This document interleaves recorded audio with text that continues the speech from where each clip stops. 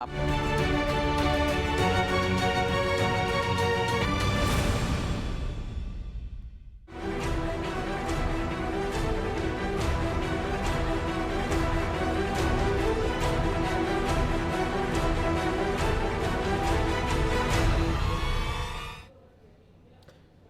में आप सभी का स्वागत है। मैं हूं आपके साथ विकास द्विवेदी। छत्तीसगढ़ की सियासत में बड़ा घटनाक्रम सामने आया है और वो ये है कि अजीत जोगी के सियासी गढ़ यानी कि मरवाही सीट पर उनके परिवार का कोई भी सदस्य चुनाव नहीं लड़ रहा है और न ही लड़ पाएगा। ऐसा इसलिए हो रहा है कि उपचुनाव में अमित जोगी और उनकी पत्नी ऋचा जोगी का नामांकन चुनाव आयोग ने निरस्त कर दिया है। जिला निर्वाचन अधिकारी ने इसकी घोषणा भी की है। अमित जोगी की तरह ऋचा जोगी के जाति प्रमाण पत्र को लेकर सवाल उठ रहे थे, जिसके बाद चुनाव आयोग ने उनके नामांकन का आधारहीन बताकर उसे रद्द कर दिया है। हालांकि अमित जोगी ने जाति प्रमाण पत्र को निरस्त किए जाने को लेकर आपत्ति जताई थी। उन्होंने कहा था उच्च स्तरीय जाति छानबीन समिति आदिवासी जाति और अनुसूचित जाति विकास की तरफ से उन्हें आदेश की कोई कॉपी नहीं दी गई है और न ही उन्हें जाति प्रमाण पत्र को लेकर अपना पक्ष रखने का समय दिया गया। बता दें, छत्तीसगढ़ में अजीत जोगी के निधन से खाली हुई मरवाही विधानसभा की सीट पर उपचुनाव होना है, जिसके लिए कांग्रेस से डॉक्टर कृष्णकांत ध्रुव और बीजेपी से डॉक्टर गंभीर सिंह मैदान में उतर रहे हैं। जनता कांग्रेस छत्तीसगढ़ पार्टी ने एक ही सीट पर परिवार के 2 सदस्यों को मैदान में उतारा है।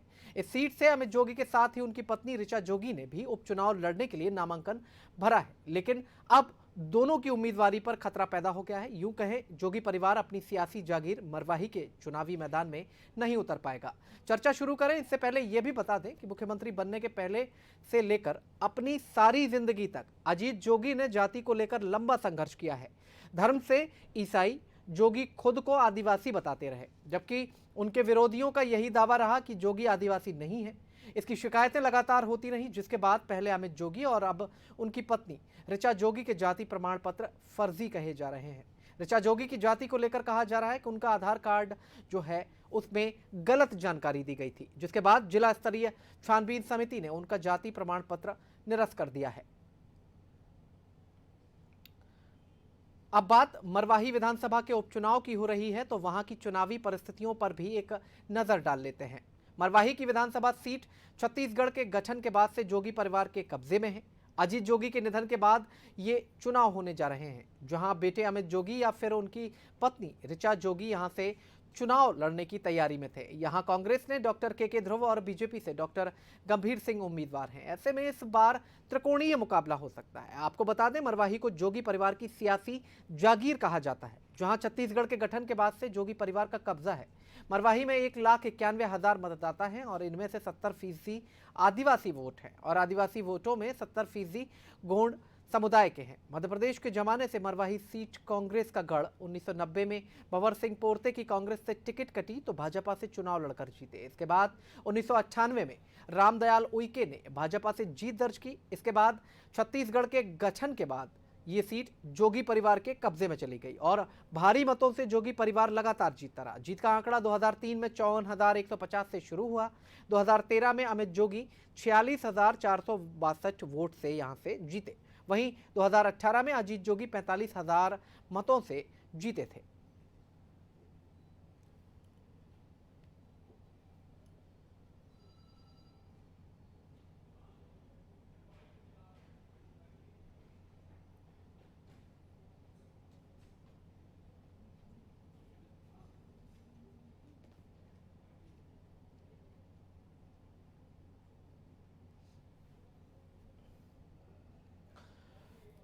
तो छत्तीसगढ़ की सियासत में यह बड़ा घटनाक्रम निकल करके सामने आया है। नामांकन का अंतिम दिन था और जिस तरह से पारंपरिक ये सीट मानी जा रही थी जोगी परिवार की, लगातार लंबे समय से कब्जा था और अब वो किला ढह गया है। यानी कि दोनों सदस्य, जोगी परिवार के दोनों सदस्य, अजीत जोगी के बेटे अमित जोगी और उनकी पत्नी ऋचा जोगी, दोनों ही चुनाव नहीं लड़ पाएंगे।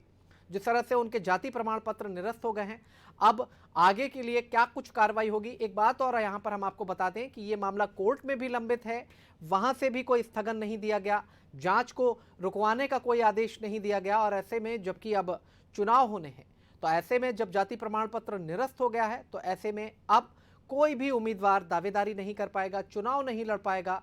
आगे के हालात क्या होंगे ये देखने वाली बात होगी। फिलहाल जोगी परिवार का इस चुनाव के भीतर जो दखल देखने को मिल सकता था वो पूरी तरह से खत्म हो गया है और अब कांग्रेस और बीजेपी प्रभावी रूप से इस चुनावी मैदान में होंगे। पहले जिस मुकाबले को त्रिकोणीय माना जा रहा था, अमित जोगी इस सीट से अपने पिता के निधन के बाद चुनावी मैदान में उतरे थे।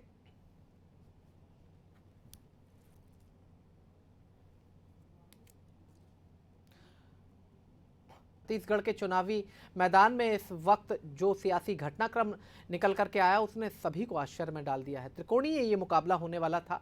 कांग्रेस बीजेपी के साथ ही जेसीसीजे प्रबल दावेदार थी। मरवाही जोगी परिवार की विरासत उसको कह लें, पारंपरिक सीट उसको कह लें, इस तरह की सीट उनकी मानी जाती थी। लेकिन अब इस चुनाव से जोगी परिवार का पत्ता पूरी तरह से साफ हो गया है। जिस तरह से मतदाता जो माफ कीजिएगा जाति प्रमाण पत्र जो है वो निरस्त किया गया है। आज अंतिम दिन था और अब वो इस चुनाव का हिस्सा नहीं हो पाएंगे। इसी को लेकर के हम चर्चा करने वाले हैं। तमाम दलों के प्रतिनिधियों से भी बात करेंगे कि क्या कुछ इस पूरे मुद्दे को लेकर के वो मानते हैं और इसे लेकर के क्या कुछ कहा जा सकता है।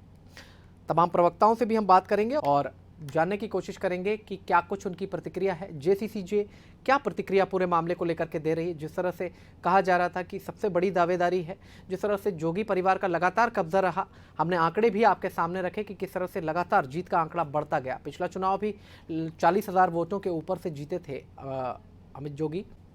छत्तीसगढ़ की एक लौती मरवाही सीट पर उपचुनाव होना है, जिसे लेकर के कांग्रेस ने खासी तैयारी की है। कांग्रेस के लिए भी ये साख का सवाल है और उसके अलावा जोगी परिवार के लिए भी ये साख की बात थी और जिसे लेकर के तमाम प्रयास किए जा रहे थे। लेकिन अब जाति प्रमाण पत्र जबकि निरस्त कर दिया गया है तो उनका नामांकन भी खारिज कर दिया गया है, क्योंकि आरक्षित सीट है इसलिए कोई भी विकल्प वहां पर शेष नहीं बचता। और अमित जोगी और उनकी पत्नी ऋचा जोगी दोनों ने नामांकन वहां पर भरे थे, फॉर्म भरे थे, लेकिन नामांकन को अब निरस्त कर दिया गया है। जाति प्रमाण पत्र नहीं स्वीकार किया गया और उसके बाद अब ये परिस्थितियां सामने आई हैं। त्रिकोणीय मुकाबला अब द्विपक्षीय होगा, यानी कि कांग्रेस और बीजेपी दोनों दलों के बीच में फाइट होगी। लगातार हम आपको आंकड़े बता रहे थे, ग्राफिक्स के माध्यम से भी हम आपको बताने की कोशिश कर रहे हैं। जिस तरह से आपने देखा कि किस तरह से मुंगेली जिले में ऋचा का प्रमाण पत्र बनवाया गया था। कांग्रेस ने राज्यपाल और दूसरे दलों को लेकर भी तमाम ऐसा सियासी घटनाक्रम है जिस पर हर एक मुद्दे से जुड़ी हुई खबर हम आप तक पहुंचाएंगे। पूरी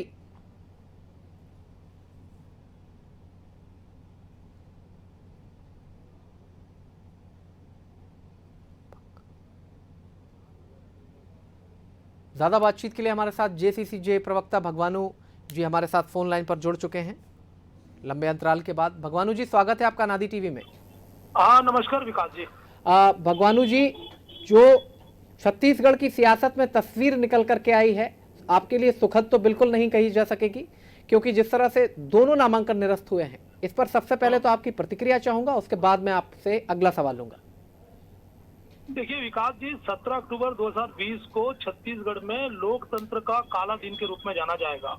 एक परिवार को चुनाव लड़ने से रोकने के लिए, उनके लोकतांत्रिक अधिकारों से वंचित करने के लिए किस तरीके से षड्यंत्र पूर्वक जो उनके नामांकन को रद्द किया गया वो छत्तीसगढ़ की जनता देख रही है। और ये जानते थे कि जोगी परिवार का सदस्य अगर मरवाही से चुनाव लड़ेगा तो किसी भी हाल में कांग्रेस वहां से जीत नहीं सकती थी। इसीलिए मैदान में अकेले ही कुश्ती लड़ना चाहते हैं, क्योंकि जोगी को हराना मुश्किल ही नहीं नामुमकिन है।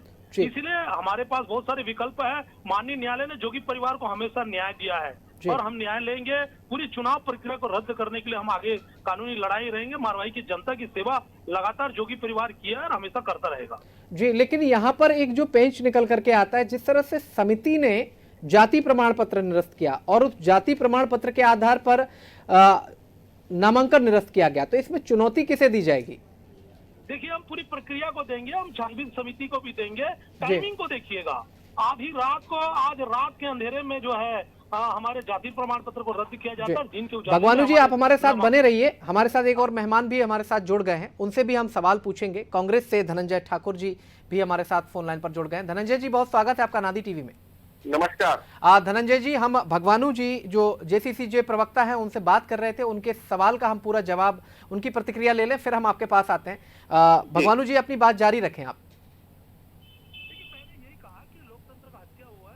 कि नैतिक मूल्यों का पतन हो रहा है। यहाँ पर कानून का राज नहीं, जंगल राज चल रहा है। कि किस तरीके से टाइमिंग को देखिए कि रात के अंधेरे में जाति प्रमाण पत्र जो है रद्द होता है और दिन के उजाले में नामांकन पत्र रद्द होता है। क्योंकि वहां पर जोगी परिवार का कोई भी सदस्य लड़ता तो हम जानते थे कि विरोधी चुनाव किसी भी हाल में जो है वो जीत नहीं सकते थे। इसीलिए जो कुश्ती है ना, ये पहला ऐसा कुश्ती होने वाला कि अकेले ही लड़ना चाहते, खुद ही जीतना चाह रहे हैं। तो सरकारी तंत्र का किस तरीके से दुरुपयोग किया जा रहा है, किस प्रकार से जो है शासकीय जो चीजें हैं उसकी दुरुपयोग किया जा रहा है, तो छत्तीसगढ़ की जनता देख रही है और छत्तीसगढ़ की जनता जो है ना इसका बदला लेगी आने वाले समय में।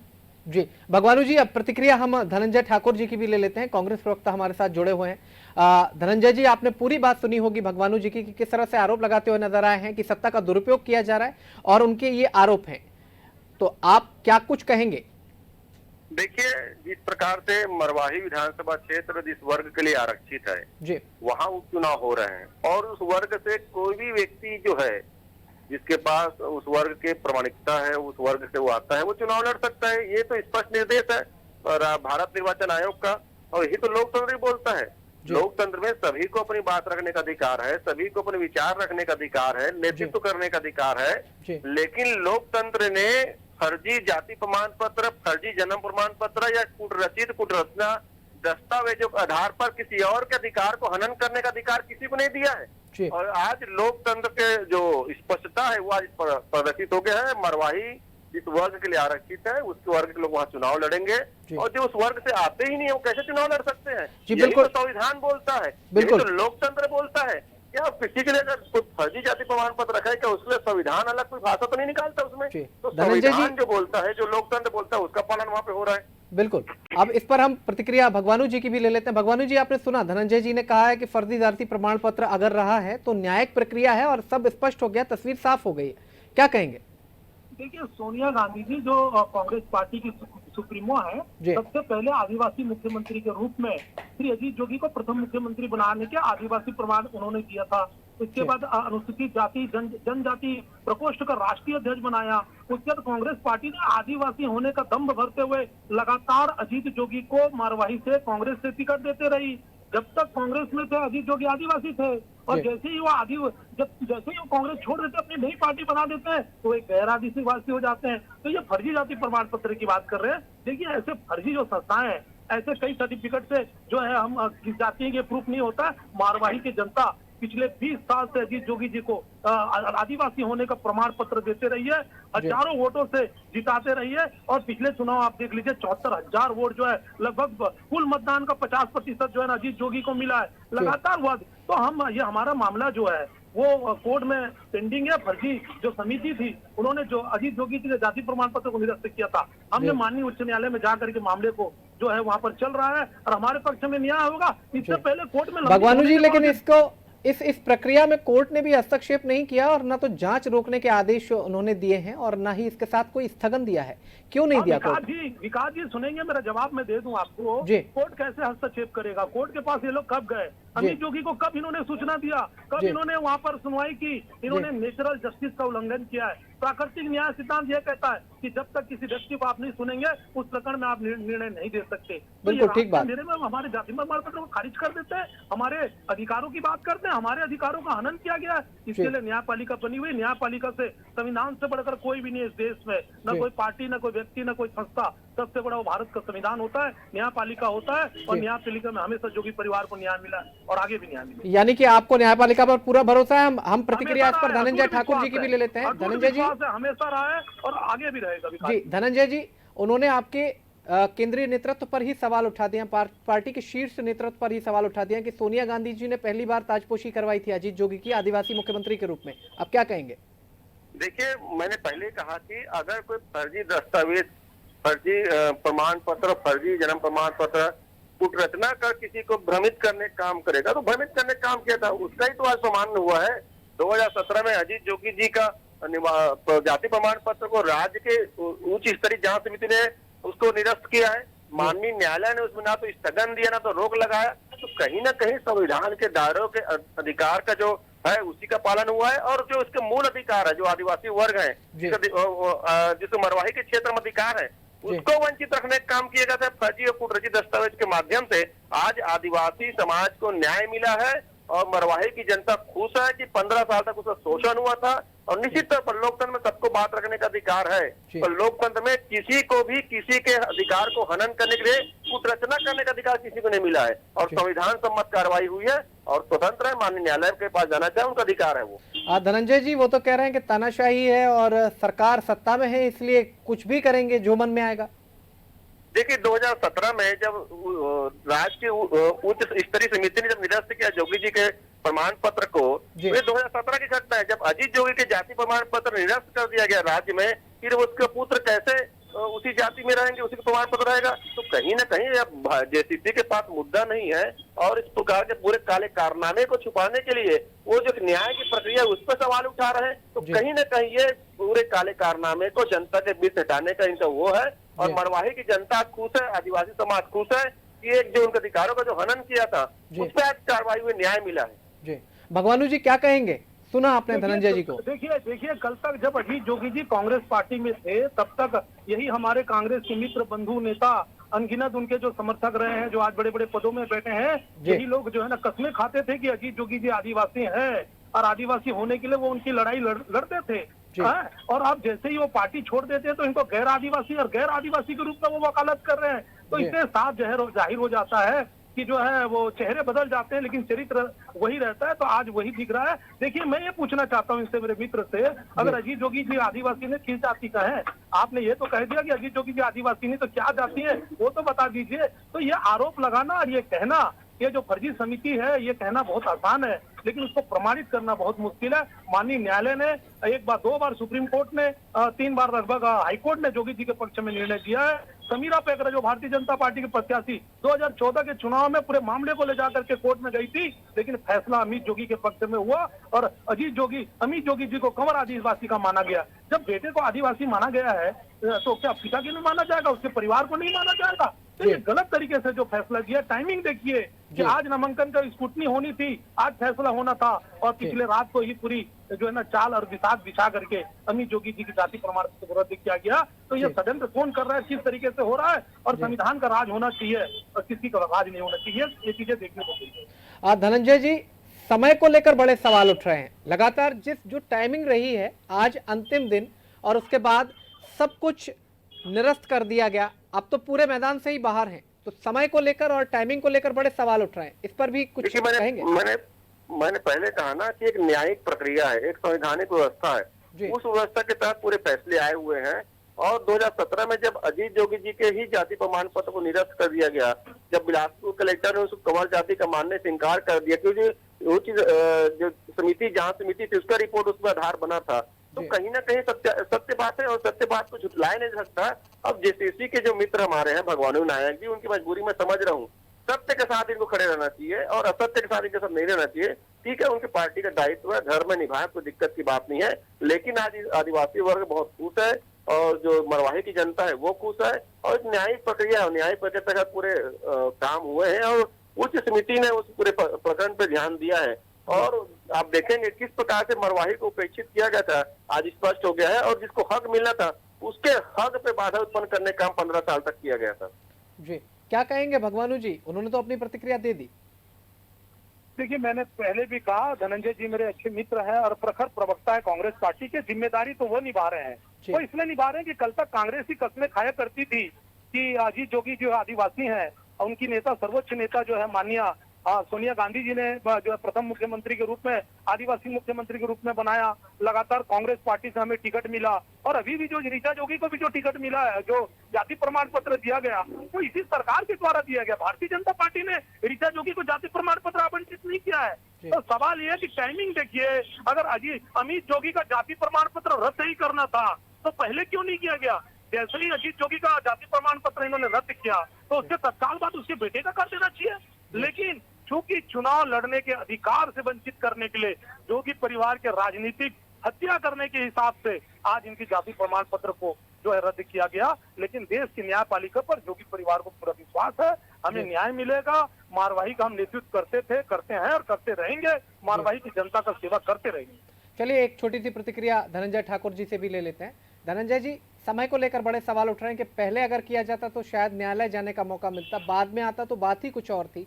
लेकिन ऐन वक्त पर स्क्रूटनी का दिन था और उस दिन इस तरह का फैसला आना शायद इसी बात की वजह से इतने जो नाटकीय घटनाक्रम के बाद जो देखने को मिला है उस पर सवालिया निशान खड़े होते हैं। क्या कहेंगे? छोटी सी प्रतिक्रिया। देखिए, मैंने कहा कि पूरे प्रकरण को जो जांच समिति ने देखा है, परखा है, उसके बाद उन्होंने निर्णय दिया है जी। और निश्चित तौर पर ये निर्णय की प्रक्रिया है, इस पे हम सवाल नहीं उठा सकते कि उच्च जांच स्तरीय समिति है ये और उनके विवेक है, उनके पास जो साक्ष्य रहते हैं उसके आधार पर सारे काम करते हैं। और मैंने पहले ही कहा कि अगर किसी के काले कारनामे रहेंगे तो उसको इस प्रकार के सजा भुगतना पड़ेगा, इस प्रकार की चीजों को भुगतना पड़ेगा। और मरवाही की जनता समझ चुकी है किस प्रकार से 15 साल तक एक नकली प्रमाण पत्र के आधार पर, एक नकली आधार के पर मरवाही की जनता के अधिकारों को वंचित किया गया है। मरवाही की जनता खुश है, आदिवासी समाज आज खुश है।